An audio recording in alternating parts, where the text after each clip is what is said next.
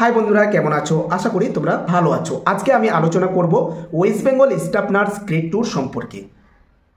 এই যে রিক্রুটমেন্টটা কেন লেট হচ্ছে, এই মাসে কি আদৌ দিবে নাকি ভোটের পরে রিক্রুটমেন্ট ছাড়ার সম্ভাবনা আছে, সেটা নিয়ে আলোচনা করব। সাথে থাকবে এই যে তোমরা দেখতে পাচ্ছ একটা নার্সিং রিলেটেড একটা বই, একটা বুক নিয়ে তোমাদের সামনে এসেছি। এখান থেকে তোমাদের কিছু টপিক তুলে ধরবো। অনেকেই কোশ্চেন করেছো যে দাদা টপিক ওয়াইজ আমরা কী কী পড়বো, তো সেই টপিকগুলো তোমাদের আমি বলে দেবো। কী কী টপিক পড়লে তোমাদের ইন্টারভিউ ফেস করতে কোনো প্রবলেম হবে না, যে কোনো কোশ্চেনের অ্যান্সার তোমরা দিতে পারো যদি টপিকগুলো তোমাদের জানা থাকে। তো টপিকগুলো তোমাদেরকে শেয়ার করবো, কোন কোন টপিক পড়লে তোমরা সেই ইন্টারভিউতে ইজি, মানে যেগুলো টপিক সাধারণত ইন্টারভিউতে কোশ্চেনগুলো করে থাকে সেই টপিকগুলো তোমাদেরকে তুলে ধরবো। তোমরা অবশ্যই সেগুলো নোট ডাউন করে নিবে এবং সেই টপিকগুলো ভালো করে পড়বে। যে কোনো কোশ্চেন, মানে সেই টপিক থেকে যে কোনো কোশ্চেন তোমরা অ্যান্সার দিতে পারবে। তো আমি প্রথমে তোমাদেরকে টপিকগুলো আগে বলে দেব, টপিক কী কী তোমরা পড়বে।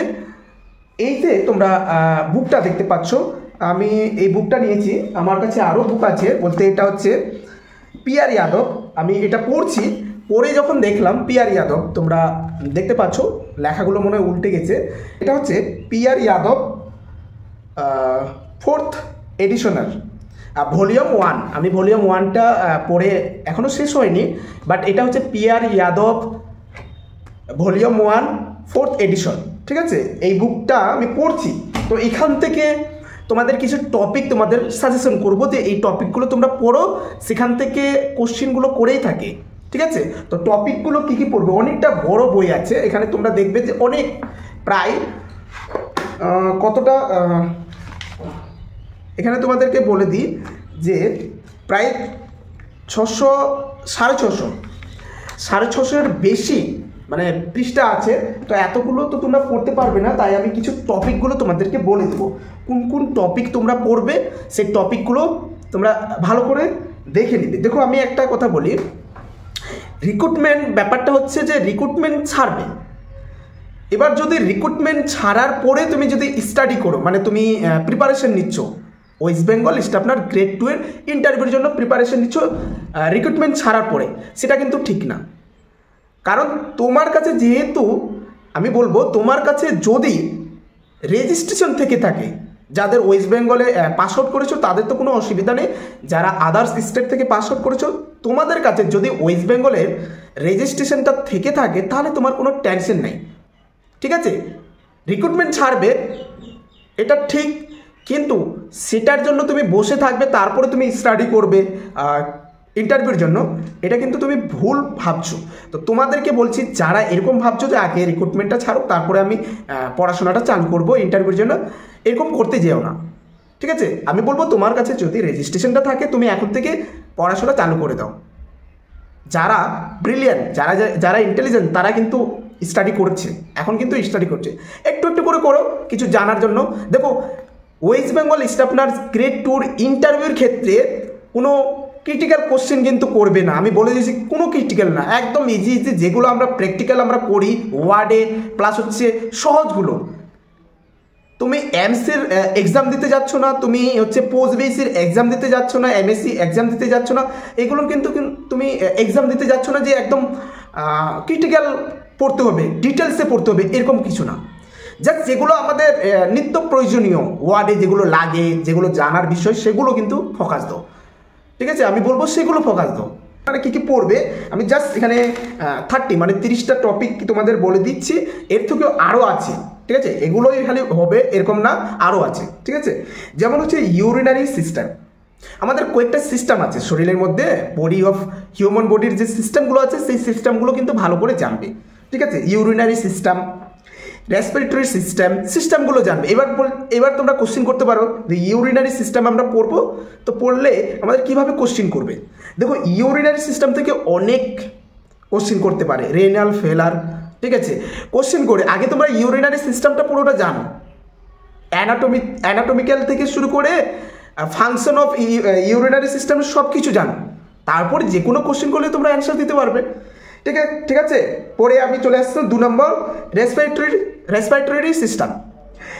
এখান থেকে খুব কোশ্চিন করে, ঠিক আছে, রেসপিরেটরি ডিস্ট্রেস, সেগুলো থেকে কোশ্চিন করেই থাকে। ডাইজেস্টিভ সিস্টেম, যেটা আমাকে কোশ্চেন করেছিল, ডাইজেস্টিভ সিস্টেম থেকে পুরোটাই কোশ্চেন আমাকে করেছিল ইন্টারভিউতে। তো তোমরা ভাবো না যে সিস্টেম থেকে কোশ্চেন করবে না, শরীরের যে মানে 5 থেকে 6টা সিস্টেম আছে সেই সিস্টেমগুলো জানো, ঠিক আছে, সিস্টেমগুলো প্রত্যেকটা পার্টগুলো জানো। আমাকে এই ডাইজেস্টিভ সিস্টেম থেকে কোশ্চেন করেছিল, তো বলা যায় না তোমাদেরকেও কোশ্চেন করতে পারে। আগে তোমরা টপিকগুলো পড়ো, তারপরে এগুলোর আমি প্রত্যেকটা কোশ্চেন আর অ্যান্সার তোমাদেরকে আলোচনা করব। এক একটা সিস্টেম থেকে আমি অনেকগুলো কোশ্চেন তৈরি করব, তার সাথে সাথে অ্যান্সারগুলো তোমাদেরকে বলে দেওয়ার চেষ্টা করব, ঠিক আছে। তারপরে চলে আসি 4 নম্বরের নিউবর্ন কেয়ার। নিউবর্ন কেয়ারের মধ্যে তোমরা ভালো করে দেখে নিবে, নিউবর্ন কেয়ারটা কিন্তু খুব ইম্পর্টেন্ট, ঠিক আছে। তারপরে তোমরা পড়বে ব্রেস্ট ফিডিং। ব্রেস্ট ফিডিং ডিটেলসে পড়বে। ব্রেস্ট ফিডিংয়ের কিন্তু 1-2টা কোশ্চেন হয় না, অনেক হয়। পড়বে তোমরা হাইপোথার্মিয়া। হাইপোথার্মিয়া বাচ্চার ক্ষেত্রেও পড়বে, যেটা বললাম নিউবর্ন বেবির ক্ষেত্রেও পড়বে এবং অ্যাডাল্টের ক্ষেত্রেও পড়বে। পুরো হাইপোথার্মিয়া জিনিসটা পড়ে নেবে। আর্থ এক্সপেসিয়া যে কোশ্চেনগুলো করে থাকে সেই কোশ্চেনগুলো তোমরা দেখে নেবে। তোমরা নিউবর্ন জন্ডিস দেখো, এই যে নিউবর্ন সম্পর্কে আমি কয়েকটা মানে টপিক বেশি দিচ্ছি কেন, যে এখন 2টো বিষয়ের উপর বেশি গুরুত্ব দিয়েছে। 2টো বিষয়ের, একটা হচ্ছে মায়ের উপর আর একটা হচ্ছে নিউবর্নের উপর। নিউবর্ন অনেক মানে কি বলছে ডেট হচ্ছিল, মারা যাচ্ছিল, সেটাকে প্রিভেন্ট করার জন্য অনেক ট্রেনিং দেওয়া হচ্ছে। সেই ট্রেনিংগুলোতেই বলছে যে এই বিষয়ের উপর বেশি গুরুত্ব দেওয়া হচ্ছে। স্বাস্থ্য ভবন এই যে নিউবর্নের উপর কিন্তু বেশি গুরুত্ব দেওয়া হচ্ছে, যেহেতু ওখান থেকে ট্রেনিংগুলোতেই বলছে যে এর বেশি গুরুত্ব দেওয়া হয় মা এবং বাচ্চার উপর। তো এখান থেকে কোশ্চেনগুলো বেশি করে, ঠিক আছে, এখান থেকে বেশি কোশ্চেন করে, তাই আমি এই টপিকগুলো বেশি দিচ্ছি তোমাদেরকে। Health and disease. হেলথ কাকে বলবো, ডিজিজ কি, ডিজিজ কীভাবে হয়, কত ধরনের ডিজিজ, ঠিক আছে, ডিজিজের দেখবে, সব কোশ্চেনগুলো পড়বে, মানে টপিকগুলো পড়বে। চলে আসলাম 10 নম্বরে ফ্যামিলি প্ল্যানিং। ফ্যামিলি প্ল্যানিং খুব ইম্পর্টেন্ট, ঠিক আছে। কন্ট্রাসেপটিভ যে ডিভাইস বা হচ্ছে মেথড, সেটার সম্পর্কে পড়বে। ইমিউনাইজেশন তো জানতেই হবে তোমাদেরকে, ইমিউনাইজেশন মাস্ট বি জানতে হবে, ঠিক আছে। ইমিউনাইজেশন সম্পর্কে ডিটেলস আমি আলোচনা করব, তোমরা আগে টপিকগুলো জানো। ইমিউনাইজেশনটা A to Z পড়বে একদম। কে প্রথম ইমিউনাইজেশন আবিষ্কার করেছিল, কোন ভ্যাকসিন আবিষ্কার করেছিল, কবে, সব ডিটেলস পড়বে, ঠিক আছে, নাম থেকে শুরু করে। তারপরে আস্তে আস্তে নিচে আসবে। শুধু ইমিউনাইজেশন শিডিউল পড়লে হবে না, একদম আমি ডিটেলস জানতে হবে, ডিটেলস জানতে হবে। তারপর হচ্ছে ফান্ডামেন্টাল রিপ্রোডাকশন। রিপ্রোডাকশন হচ্ছে এই যে একটা বাচ্চা তৈরি হয় মায়ের মধ্যে, রিপ্রোডাক্টিভ সিস্টেম, সেই রিপ্রোডাক্টিভ সিস্টেমটা ফিমেলের ক্ষেত্রে বেশি করে পড়বে, ঠিক আছে। মেল তো ততটা ধরে না, ফিমেলটাই বেশি করে ধরে। তো রিপ্রোডাক্টিভ সিস্টেমের ফিমেলটা পড়বে তোমরা, খুব ইম্পর্টেন্ট। এবার চলে আসছি কিছু অ্যামনিওটিক ফ্লুইড। অ্যামনিওটিক ফ্লুইডটা খুব কোশ্চিন করে। অ্যামনিওটিক ফ্লুইডের কালার জানবে, কতটা থাকে পরিমাণ, নর্মাল অ্যামনিওটিক ফ্লুইড কতটা থাকে, এগুলো পড়বে, ঠিক আছে। আমি কিন্তু লেবারের অনেক পার্টগুলো বলছি, কারণ হচ্ছে লেবার থেকে অনেক যেহেতু কোশ্চেন করে, তো লেবারের পার্টগুলো আমি বলছি। প্লেসেন্টা সম্পর্কে পড়বে, প্লেসেন্টার যে ডিটেলস জানতে চেষ্টা করবে, function of placenta, separation of placenta, এগুলো তোমরা কিন্তু জানবে, ঠিক আছে। তারপর সাইন অ্যান্ড সিমটম, এখান থেকে কোশ্চেন করেছিল সাইন অ্যান্ড সিমটম। আমি একটা কোশ্চেনও তোমাদেরকে আলোচনা করেছিলাম, sign and symptom for diagnosis of pregnancy, ঠিক আছে। প্রেগনেন্সির সময় আমরা যে সাইনগুলো দেখতে পাবো, সিমটমগুলো দেখতে পাবো, তো এগুলো কোশ্চেন করে থাকে। চলে আসি অ্যাবর্শন সম্পর্কে, খুব কোশ্চেন করেছে অ্যাবর্শন, কয়েকটা কোশ্চেন হয় অ্যাবর্শন, তো কয়েকটা কোশ্চেন। তারপরে এপিএইচ, পিপিএইচ, ইক্লামসিয়া, প্রি ইক্লামসিয়া, এগুলো তো বারবার আলোচনা করছি, এগুলো খুব ইম্পর্ট্যান্ট। তারপর হচ্ছে পিআইএইচ, এগুলো প্রিটার্ম, পোস্টটার্ম, এগুলো তোমরা জানবে। Complication related to postpartum period. Postpartum পিরিয়ডে কিন্তু অনেক মা ডেট হয়, ঠিক আছে, পিপিএইচের ফলে অ্যানিমিক, সিভিয়ার অ্যানিমিক হয়ে যাচ্ছে। তো পোস্টপার্টাম কেয়ারটা আমাদেরকে ভালো করে দিতে হবে। তো এই টপিকগুলো তোমরা ভালো করে পড়বে। ভাইটাল সায়েন্স খুব ইম্পর্টেন্ট। ভাইটাল সায়েন্স যদি তুমি একটা ভিডিও মানে কি বলবো বানাতে চাও, বা যে কেউ যদি বানায়, অনেকটা বড় হবে। ভাইটাল সায়েন্স তোমরা ভাবছো যে ছোট না, এই টিপি আর বিপি এরকম ব্যাপারটা না, ওগুলো সম্পর্কে তুমি যদি ডিটেলস জানতে চাও, দেখবে অনেকটা বড় ভাইটাল সায়েন্স। তো ভাইটাল সায়েন্সটা খুব ইম্পর্টেন্ট, তোমরা ভাইটাল সাইন্সটা দেখবে। ব্লাড ট্রান্সফিউশনের ব্যাপারটা খুব ইম্পর্টেন্ট এখানে। তারপরে হচ্ছে গ্লাইকোকোমা স্কেল GCS, ঠিক আছে। আর কিছু হচ্ছে ব্লাডের যে নর্মাল ভ্যালুগুলো, এগুলো খুব ইম্পর্টেন্ট, ঠিক আছে। ব্যাড শোর, ড্রাগ অ্যাডমিনিস্ট্রেশন জিজ্ঞাসা করে। তারপর যে ইনফেকশন কন্ট্রোলের উপর তো কোশ্চেন করেই থাকে, ব্যাকটেরিয়ার উপর, স্টারলাইজেশন যেটা হচ্ছে অটোক্লেভ, এগুলো করেই থাকে। তারপরে আমি লাস্টে একটা কথা বলবো যে poisoning patient, dog bite, snake bite এগুলো কিন্তু পড়বে, বার্ন পেশেন্ট এগুলো কিন্তু পড়বে, এগুলো কোশ্চেন করেই থাকে। তো যাই হোক, এগুলো টপিকগুলো বললাম, কোশ্চেন বলিনি, টপিক বললাম। আরও আছে, আমি জাস্ট এগুলো তোমাদেরকে বললাম, তোমরা এগুলো প্র্যাকটিস করো, টপিকগুলো দেখো। আমি যখন ইন্টারভিউ দিতে যাই আমি কিন্তু টপিক পড়ছিলাম, আমি টপিকগুলো জানার চেষ্টা করছিলাম যে কোন কোন টপিক পড়লে ভালো। টপিকগুলো যদি আমার জানা থাকে, দেখবে যে ওখান থেকে কোশ্চেন করলে আমি সবই পারবো। আর যদি জাস্ট আমি একটা জিনিস তোমাদের একটা উদাহরণ দিয়ে বলি, পয়জনিং পেশেন্টের ক্ষেত্রে, পয়জনিং পেশেন্টের সম্পর্কে যদি জেনে যাই আমি A to Z, ম্যানেজমেন্ট থেকে শুরু করে, ট্রিটমেন্ট থেকে শুরু করে, সাপোর্টিং থেকে শুরু করে, হেলথ টক থেকে শুরু করে সব যদি জেনে যাই, তাহলে আমি কিন্তু কোশ্চেনের অ্যান্সার দিতে পারবো। আর একটা পার্টিকুলারলি যদি আমি একটা জিনিস জানি, বাকি কিছু জানবো না, যেমন হচ্ছে ট্রিটমেন্ট সম্পর্কে জানলাম, মেডিসিন সম্পর্কে, বাকি কিছু জানলাম না, তাহলে দেখবে যে একটা কোশ্চেনের অ্যান্সার দিতে পারছো, বাকি কিন্তু পারছো না। তো টপিক জানতে হবে, ঠিক আছে। টপিক জানলে আমরা যে কোনো জিনিস আমরা বলতে পারবো, ঠিক আছে। তো টপিকগুলো ফলো করো। আর এমনি তো কোশ্চেনের অ্যান্সার আমি ভিডিওগুলো শেয়ার করছি। এবার চলে আসি, ভিডিওটা অনেকটা বড় হয়ে যাচ্ছে, এবার চলে আসি রিক্রুটমেন্ট সম্পর্কে। দেখো, আমি একটা কথা জানিয়ে দিই, রিক্রুটমেন্টের কোনো আপডেট নেই। West Bengal staff nurse grade 2 এর যে রিক্রুটমেন্ট, সেটার কিন্তু এখনও কোনো আপডেট নেই। কেন? যে আমি ওয়েবসাইটগুলো দেখছি, আপডেট নেই বলে। আর হ্যাঁ, একটা জিনিস তোমরা লক্ষ্য করছো যে রিক্রুটমেন্ট কিন্তু আগে যেমন ছাড়তো, যেমন হচ্ছে যেখানে ক্রাইসিস, মানে যেখানে ভ্যাকেন্সি লাগবে যে কোনো যে হসপিটালে, সেখানে কিন্তু এখন আস্তে আস্তে কন্ট্রাকচুয়াল বলো বা যে কোনো একটা যেমন হচ্ছে অনেক জায়গা থেকে অল্প পরিমাণে রিক্রুটমেন্ট কিন্তু ছাড়ছে। এই ছাড়ার ফলে কিন্তু আমাদের যে West Bengal staff nurse grade 2, staff নার্সের যে গ্রেড 2, এটা কিন্তু প্রবলেম সৃষ্টি করছে। এখন কেন আমি বলবো, এটা যদি না ওরা যদি ভ্যাকেন্সিটা ছাড়তো, দেখবে পার্টিকুলারলি একটা করে হসপিটালের ভ্যাকেন্সি কিন্তু ছাড়ছে। আমি দেখলাম অনেক জায়গায়, অনেক হসপিটাল থেকে ভ্যাকেন্সি অল্প পরিমাণে যতটা লাগবে তো সেই পরিমাণে কিন্তু তাদের ভ্যাকেন্সিটা ছাড়ছে। তো এই যে ছাড়ার ফলে কিন্তু আমাদের West Bengal staff nurse grade 2 কিন্তু প্রবলেম হচ্ছে। কি কেন প্রবলেম?